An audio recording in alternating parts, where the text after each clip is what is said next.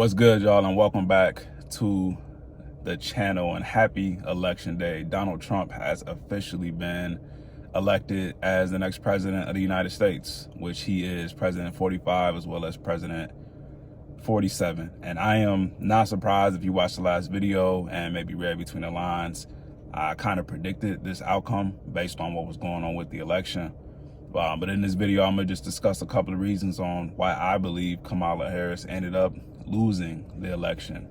And I got my notes here, but again, I'm not surprised at the outcome, the things I'm about to discuss. I mean, it was clear and obvious to me this whole time. But first and foremost, Kamala Harris was not a good public speaker. She couldn't get the job done. She couldn't move the crowd. She couldn't sway the crowd, despite all of the language and what I believe is misleading that she did during her campaign about her rallies versus Trump's rallies. No one believed it. I believe it fell on deaf ears.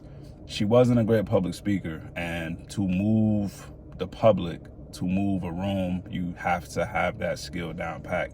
And that was something that she just did not lock in on or is not gifted with. You know, maybe it's not her fault. Secondly, she was very unprepared. She was very unprepared, seemingly, to deal with political topics, especially, oh my goodness, especially economics. When economic questions came up, she was like a deer in headlights. There's no way in the world that you can move the masses of the country as it relates to a presidential election if you don't have an understanding of economics.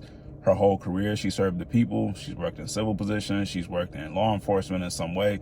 She's never had to deal with sheer economics, to my understanding. And I believe it showed when she was asked to elaborate on her plans for economics or her plans for the economy. A lot of people, especially a lot of my people, a lot of black people, jumped on the bandwagon late when these policy proposals came out about, you know, the black business bucks, however you want to call it, giving black men, you know, these $25,000 loans, forgivable loans or whatever have it. It came out immediately after that announcement that anyone could actually get these loans. They weren't designed specifically for black men. So I believe that backfired. There was nothing solid or of substance to hang our hat on for Kamala Harris. I went into this election season, I believe, completely objectively. Back in July, if you would ask me which way it could have went or which way I even wanted it to go, it would have been 50-50. But the longer the process, the more we got into the campaigns and the election season, the answer was very clear to me that Donald J. Trump should be the next president of the United States, and he was elected last night. And furthermore, to go along with that, the Democrats as a collective had no real campaign strategy. Now, this has a lot to do with Joe Biden dropping out from the election so late. Maybe if he would have dropped out of the election a year prior, they would have had a lot more time to really strategize on Kamala's strengths, get away from her weaknesses, economics, and design a campaign that was actually going to benefit her and put her in the best position to win. The Democrats did not figure that out. They didn't have a lot of time to figure that out, but eventually they succumbed to what was fact. They were unprepared, they had no strategy, and they didn't put Kamala in the best position to win. And lastly, Kamala was ultra progressive. Now, I'm a progressive person myself. I don't consider myself fully conservative nor fully progressive, but some of the proposals and beliefs I would say that Kamala has and had were detrimental to her. I believe that progressive people, ultra progressive people, are good for ideas, but not necessarily good to lead and make decisions. A lot of the things that Kamala or her camp put out were nothing more than ideas to me. I don't think they were realistic. And that's the main reason why, you know, the things backfire. You can't put out these unicorn ideas and rainbow in the sky, pie in the sky type of pitches to people, and they take them seriously from politicians, because we know that there's a lot of in between that has to happen for these policies to come into place.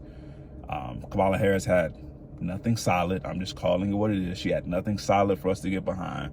There's no substance within her political views, her economic plan. There was nothing that got the American people excited, and the popular vote, the electoral votes, show that. So it is what it is. Kamala Harris, you know, not her, whoever you want to look at it, the Democratic Party, herself, the former Democratic president, Barack Obama and his conglomerate, they didn't do a good enough job of putting this stuff together. And furthermore, these celebrity endorsements, that was one of their biggest calling cards, these celebrity endorsements. But they were all entertainers. All of these celebrity endorsements were mostly entertainers. They were basketball players and singers and rappers and actors and stuff. It's not going to move the needle for the average American.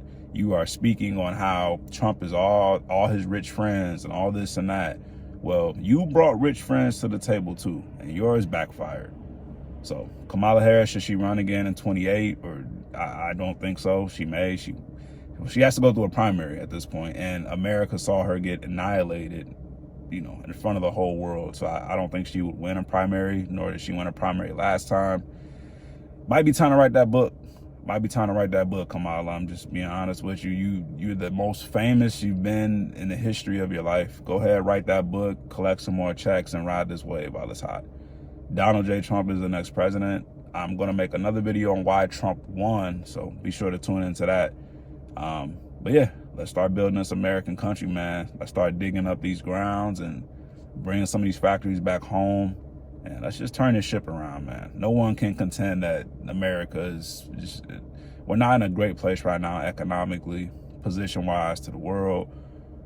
We have a lot of opportunity, but in the current moment, we're just not there yet. So to be seen what will happen next. Appreciate y'all tuning in. Go ahead and check out the next video on why Trump won this election. And I look forward to continuing this conversation with y'all. Peace.